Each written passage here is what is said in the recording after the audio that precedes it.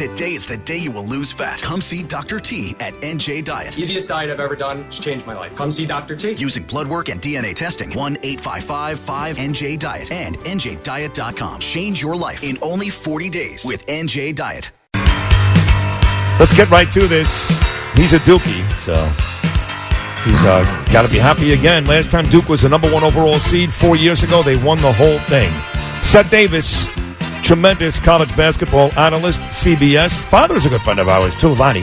Seth, his new book is out, Getting to Us, How Great Coaches Make Great Teams. And no better day than today as we find out the 68 clubs that will compete, including St. John's, in a play-in game. Here he is, Seth Davis. Seth, good morning, pal. How are you? Sid Bubba, good to hear your voice, man. Yeah, you too, buddy. You too. All right, let's before we get to the book, which is, again, a great book and pictures of Mike Krzyzewski and Urban Meyer, Doc Rivers, and Sweeney on the cover. I have one issue with the tournament last night, and before Vital said anything, or Jay Will or Jay Billis, I tweeted it right away, which is, you cannot convince me, especially after the loss to St. Mary's, that Gonzaga should be a 1 seed when, in fact, Michigan State won their regular season, won the Big Ten tournament against much tougher competition that should have been Izzo's, not Gonzaga. Well, I actually had Tennessee as a 1 seed over North Carolina. Oh, okay. A couple of things, and again, people. I love these conversations, even though people are arguing and complaining. I think it's great because it helps people like me explain the process to everybody. Winning a conference regular season or a conference tournament, for the purposes of what the committee does, is irrelevant.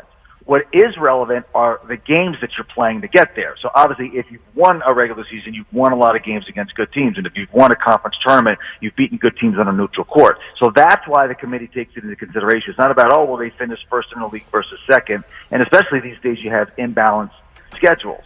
So in Michigan State's case, they had a number of really bad losses. They lost to Indiana twice, including once at home. And they lost to Illinois. So for a 1 seed candidate, they actually had a lot of losses. You don't see a lot of teams get number 1 seeds. Tennessee, mind you, lost 5 times. All 5 of those losses were the top 20 teams in the net ranking.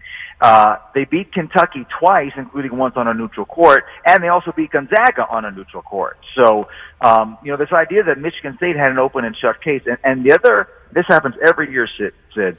People need to know there is no S-curve in terms of how they place teams into their regions. In other words, it's not, the number 5 overall plays the number 4 overall, and then you go to like a fantasy draft. They do it by geographic preference, and Michigan State, by virtue of its season beating Michigan, earned the number 6 overall seed. So when Michigan State comes up on the board, to place them into the bracket, you send them to the closest region, which was Washington, D.C. Michigan was the last number 2 seed. They got shipped out west, which is the farthest away. The thing is, they're paired with Gonzaga, and Michigan State is paired with Duke, so everyone is saying Michigan State got through. That's not how it worked, and it's not true. But gotcha. That's what it is. What about this, Okay. Seth Davis? This is Bernie. Seth Davis. Hey, Bernie, what's up, buddy? What's up, my lad? Listen, the book is Getting to Us. We're going to talk about it in a minute. Getting to Us, How Great Coaches Make Great Teams. Look, Duke is the team everybody's talking about, of course, Zion Williamson. They have easy brackets this year. Now, UNC from the ACC, it's unusual that you have 3 number 1 teams from the same conference. But the point, I guess, here is that UNC has to go through Kentucky. I mean, can you explain all this to us? I can try. Well, first of all, you can't say that Michigan State is too strong to be paired with Duke and then say that Duke has an easy road. So, they may not even end up playing. But this is the NCAA tournament now. One of them could lose. I've got the pick to go to the Elite Eight, but, I'm wrong, once every few years.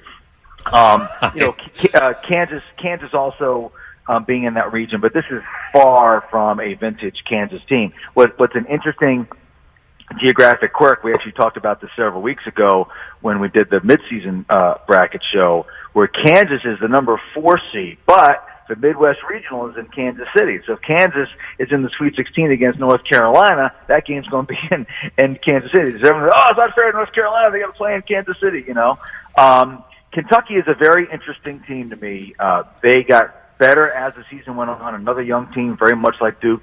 Unlike Duke, they have some older guys, some non-freshmen that they really depend on. I was surprised. They had Tennessee beat in that SEC tournament semifinal, and then the Volunteers started bombing from three down there at the stretch. I've got Duke and Kentucky in the championship game. I've got Duke winning that one. But a Kentucky-North Carolina game, they played a couple years ago when Luke May hit the shot to send Carolina to the Final Four. That'd be, if they play, that's a coin flip. I've got Kentucky winning, but that's a coin flip. Before we get to the book, one more here. Obviously, a lot of local interest in St. John's, a 21-win team that now has to play in. They have to beat Bobby Hurley. How about that matchup? Chris Mullen versus Bobby Hurley Wednesday night, just for the right to play Buffalo in the West, coming up on Friday. But of all the first-round games, this one is the most interesting in the East region. The 7 versus the 10. You've got Minnesota, coached by Rick Pitino's kid, taking on Louisville, where Rick Pitino just left. So the question is, how many collect calls to Athens, Greece will Richard Pitino make to find out how to beat that Louisville basketball team? Well, except all the players left, so a lot of the players are not the same. The one, it pains me that you're asking me this because it's the one thing I wish I had said on the selection show. I didn't even notice that until after the show was over. I was kicking myself on that, and people just. I know everybody wants to say this is intentional, just like it's intentional that Arizona State could end up playing Buffalo and Bobby Hurley is the coach of Buffalo. Not only do they not do that, not only do they not have time to do that, it is literally impossible to project. Wow, it's funny you say that. It's funny you say that because I was watching ESPN last night with Reese, Billis, Jay Will, and Greenberg, and every one of them, Seth Davis, intimated that they absolutely did that on purpose. Louisville versus Minnesota. I didn't see them say that. I know that they know better. It's literally, you have to understand, I've been through this process. They do this mock selection where they take the media through. I've been through a number of times. The committee seeds the entire tournament, 1 through 68. They spend almost all of their week doing that. It takes less than an hour to put teams into the bracket because it's so automated. You almost don't need human beings to do it, because they have so many principles and it's all driven by geography. And then sometimes you have to move teams up or down to apply all of their principles. So there's literally no way to project matchups, and they don't even see those matchups until after they're done. It's literally impossible to do. Trust me. Gotcha. Seth Davis. So I'm glad it happens because they're great storylines. Right. But now we're going to get to the book, Seth, which is a fabulous book. Getting to Us, How Great Coaches Make Great Teams. You wrote a book about John Wooden, one of the fantastic college basketball coaches of all time. Now in Getting to Us, you write about active coaches from different sports, football, basketball, etc. Urban Meyer, Jim Harbaugh, Jim Boeheim, Doc Rivers, etc. And you talk about how some coaches thrive at the college level, some at the pros, and many other insights. Tell us about the book, please. Well, I interviewed at length and profiled at length 9 coaches, current active coaches. I guess Urban Meyer's now not coaching, but they were 6 basketball and 3 football. So the basketball coaches are Mike Krzyzewski, Jim Boeheim, Tom Izzo, Gino Auriemma, Doc Rivers, and Brad Stevens. And the 3 football coaches were Urban Meyer, Jim Harbaugh, and Dabo Swinney of Clemson. So all of those guys I interviewed at length. Many of them I've known for a long time. They gave me access to their wives and their families and their confidants and their players. And to try to find some sort of common theme throughout this, and I get asked a lot, what's the common thread? And the answer is, the common thread is that there is no common thread. There's a lot of ways to be a great teacher and a great leader. And I outline what I call the PEAK profile, P-E-A-K, which stands for persistence, empathy, authenticity, and knowledge. Yes. And I think those are the 4 qualities that leaders have. And the empathy piece to me is the most important because a coach cannot motivate and teach a player unless he or she truly understands what that player is thinking and feeling at that moment. And so it's that ability to maintain that connection as you get older. Guys like Krzyzewski and Boeheim now coaching 19-year-old kids well into their 70s because they're able to stay current and adapt and still maintain that empathy and that connection. So coaches are very fascinating because they're driven, they're brilliant, and they're absolutely tortured. They have a hard time enjoying their own success. And I think it lends a lot of insights into life, whether it's work, parenting, what have you, just how to go about, trying to be successful while also trying to maintain some semblance of sanity, which a lot of coaches are unable to do. 60 seconds to go. When I played sports my whole life, Little League especially, my coach was a guy, one of the great coaches of all time. His name is Harvey Rosenberg, and he's my dad.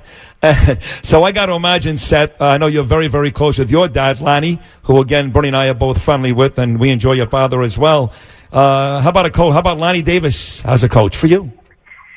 I go back to empathy. I mean, my dad has always taught me, to be simple, to be civil, to be empathetic, to treat people well, to be a mensch, and just to be a good person. And I think I'm a great dad because I had a great dad.